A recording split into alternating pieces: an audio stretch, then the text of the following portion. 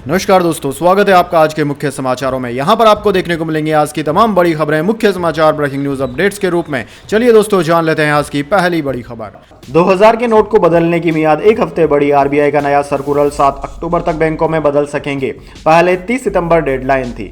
जी हां दोस्तों, reserve bank of India यानी कि आरबीआई ने 2000 रुपए का नोट बैंक में जमा कराने या इससे दूसरे नोटों की बदली की तारीख को 7 अक्टूबर तक बढ़ा दिया है। आरबीआई ने शनिवार को सर्कुलर जारी करके कहा है कि विड्रॉल प्रोसेस का तय समय खत्म होने के बाद रिव्यू के आधार पर 2000 रुपए के नोट को जमा और बदलने की मौजूदा व्यवस्था को 7 अक्टूबर 2023 तक बढ़ाने का फैसला किया गया है। इससे पहले न्यूज एजेंसी के हवाले से खबर आई थी कि 30 सितंबर तक 2000 का नोट न बदले जाने पर अगले दिन यानी कि 1 अक्टूबर से उसकी वैल्यू 0 हो जाएगी। हालांकि सूत्रों ने जानकारी दी है कि शाम तक आरबीआई नोट बदलने की समय सीमा को बढ़ा सकता है। ऐसा ही हुआ और आरबीआई ने 2000 के नोट बदलने की डेडलाइन एक हफ्ते के लिए आगे बढ़ा दी है।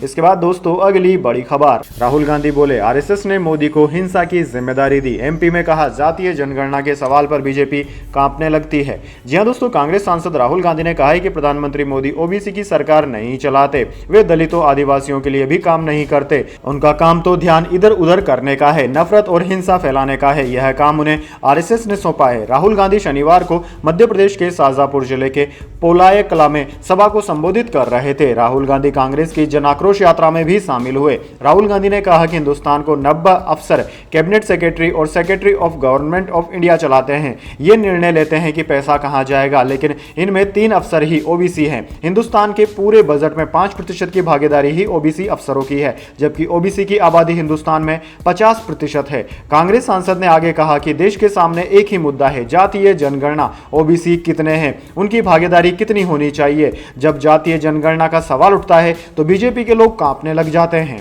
इसके बाद दोस्तों, अगली बड़ी खबर। लोकसभा चुनाव में नहीं लगवाएंगे पोस्टर, न पिलाएंगे चाय। गडकरी बोले, जिनको वोट देना होगा वो खुद देगा, जिसको नहीं देना होगा वो नहीं देगा। जी हां दोस्तों, देश के 5 राज्यों में विधानसभा चुनाव और अगले साल लोकसभा चुनाव से पहले केंद्रीय मंत्री नितिन गडकरी ने बड़ा बयान दिया है।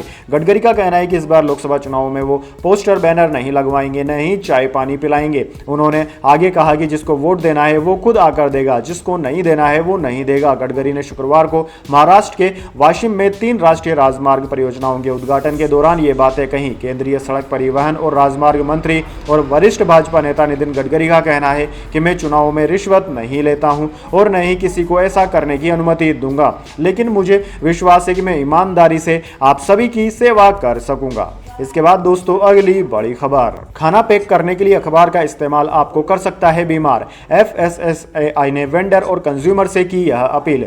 जी हां दोस्तों, अगर आप भी खाद्य पदार्थों की पैकिंग के लिए अखबार का इस्तेमाल करते हैं तो आप सतर्क हो जाइए। दरअसल दोस्तों, food safety and standard authority of India यानी कि फसाई ने बड़े स्वास्थ्य जोखिमों का हवाला देते हुए फूड वेंडर्स और कंज्यूमर्स से खाद्य पदार्थों की पैकिंग, उन्हें परोसने और स्टोरेज के लिए अखबारों का इस्तेमाल तुरंत बंद करने को कहा है। एफएसएसएआई इस संबंध में नियमों की निगरानी और उन्हें लागू करने के लिए राज्य खाद्य अधिकारियों के साथ मिलकर काम कर रहा है। फसाई के सीईओ जी कमला वर्धन राव ने देश भर के कंज्यूमर्स और फूड वेंडर्स से खाद्य पदार्थों की पैकिंग, उन्हें परोसने और स्टोरेज के लिए अखबारों का उपयोग तुरंत बंद करने का आग्रह किया है। उन्होंने भोजन को लपेटने या पैकेजिंग करने के लिए अखबार के उपयोग पर चिंता व्यक्त की और इस प्रैक्टिस से जुड़े सेल्फ रिस्क के बारे में भी बताया है। इसके बाद दोस्तों, अगली बड़ी खबर।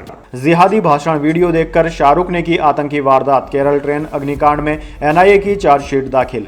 जी हां दोस्तों, एक शख्स जिसका ठिकाना यहां दिल्ली के शाहीन बाग में था, वह एक दिन अचानक घर से निकल गया, ट्रेन पकड़ी और केरल की ओर चल पड़ा। घर वाले सोच रहे थे कि बेटा कहीं गया होगा, लेकिन इस नौजवान के दिलो ज़हन में एक खौफनाक वारदात पल रही थी। इरादा था कि वह दिल्ली से दूर जाकर आतंकी वारदात को अंजाम देगा और उसने ऐसा ही किया।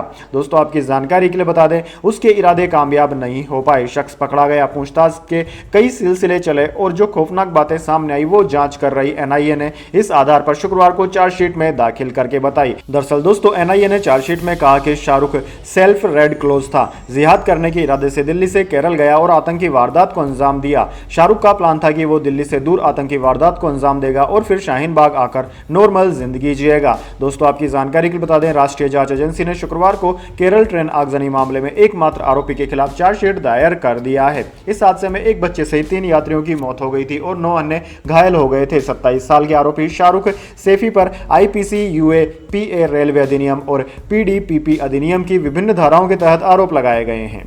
इसके बाद दोस्तों अगली बड़ी खबर, पंजाब में रेल रोको आंदोलन हुआ खत्म, सिक्योरिटी चेक के बाद अमृतसर चंडीगढ़ होगी रवाना, 598 ट्रेनें हुई प्रभावित, अमृतसर में टोल कर्मचारियों किसानों में झड़प। जी हां दोस्तों, पंजाब में मुआवजा, एमएसपी और कर्ज माफी को लेकर किसानों का आंदोलन शाम 4 बजे खत्म हो गया। किसान अब धीरे धीरे ट्रैक पर धरना खत्म कर रहे हैं। जल्दी सिक्योरिटी चेक के बाद ट्रैक पर ट्रेनों की आवाजाही फिर से शुरू हो जाएगी। हरियाणा में भी आज किसानों ने प्रदर्शन किया। यहां किसान रेलवे ट्रैक पर बैठे 19 किसान संगठनों ने 21 जगहों पर प्रदर्शन किया।